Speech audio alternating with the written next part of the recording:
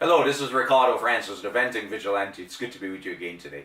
Today we're going to talk about the internet. Yes, that fascinating device that we use on a regular basis through your computer, of course. The internet is a wonderful, wonderful tool. It's one of the greatest inventions in modern day society. Many of us, so many of us throughout the world use the internet on a daily basis.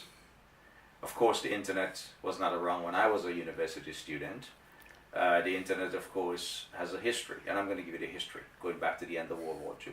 At the end of World War II, folks, governments around the world had discussions, especially the developed world. We're talking about countries like the United States, the UK, Australia, European countries in particular.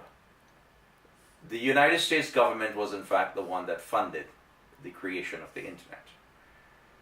The internet was in fact predicted by George Orwell. George Orwell in his book 1984. Of course, back then they spoke about information communication technology, ICT. Then of course you had such organization created such as the CIA, Central Intelligence Agency, Communication Security Establishment in Canada. Similar entity in the UK as well as in Australia. Friends, the United States government funded an organization which subsequently came about and was called ARPANET. That's ARPANET, I believe that's a pronunciation, the spelling that is. ARPANET is called.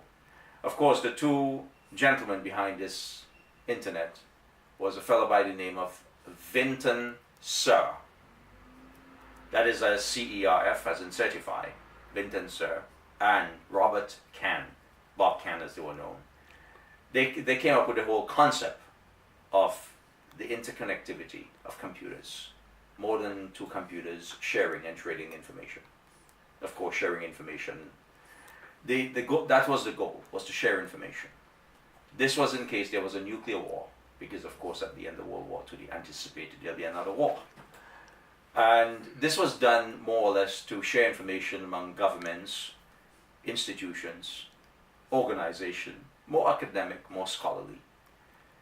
But when it was in the creative stage, in the development stage, they recognized that they could do more than just share information in those particular areas as an organization to organization. So the internet became a reality. But the internet, friends, and the World Wide Web are two different things. www. To me, when I hear www, I think of the Wild Wild West. To some degree, the internet is, the web is the World Wide West. Friends, the fact remains the internet is a separate entity than the World Wide Web. It's another layer. In other words, you can look at the internet as the engine behind the World Wide Web. The World Wide Web was in fact the scientist behind it, a British scientist by the name of Tim Berners-Lee. He was the man that engineered and designed the World Wide Web, which became a reality to the public on April the 30th, 1993. Friends, the world encountered a new reality. The world was being transformed from then onwards. Today, friends, throughout the breadth and length of the world, we can go on the internet and we can find many, many different things. In fact, in popular culture, when people want to tell you to go on the web, they don't say go to the web, they just say go to the internet.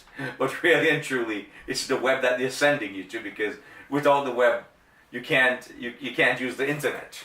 That's the reality. Friends, the people that use the most internet in the world happen to be the people from Iceland. To be exact, 97% of the people. In fact, as I sit here speaking to you, there's probably only 47 to 50% of the world population that actually has access to the internet. The other 50% or so doesn't. And we're talking about in their household or having some form of a smartphone or some device that has access to the internet or the World Wide Web. It has revolutionized the way we think. It has revolutionized the way we function, the way we seek out information. But friends, the internet, some will argue, is getting out of control. In fact, some countries in the world actually censor the internet and the World Wide Web. We can think of China, North Korea, Saudi Arabia, Pakistan, just to name a few. There's some democracies in the Western world that actually censor the internet indirectly, based upon the type of information that the citizen may be researching on the internet or the World Wide Web. Since it's popular culture, I will use both words interchangeably. Friends, we're living in a technological age. It's an interesting age that we live in. It's also a very frightening age, I must say that. But one of the things that is most disturbing to me, if tomorrow morning that I were to wake up, or the world population were to wake up tomorrow morning, and there was no internet, there was no World Wide Web, what will happen to all of us who depend on the internet and depend on the World Wide Web for access to information, especially those of us who don't read anymore? I mean, reading a physical book, that is. Because only 20% of the world population, as we speak, probably read a book. Friends, I love you. I love sharing these moments with you. See you next time.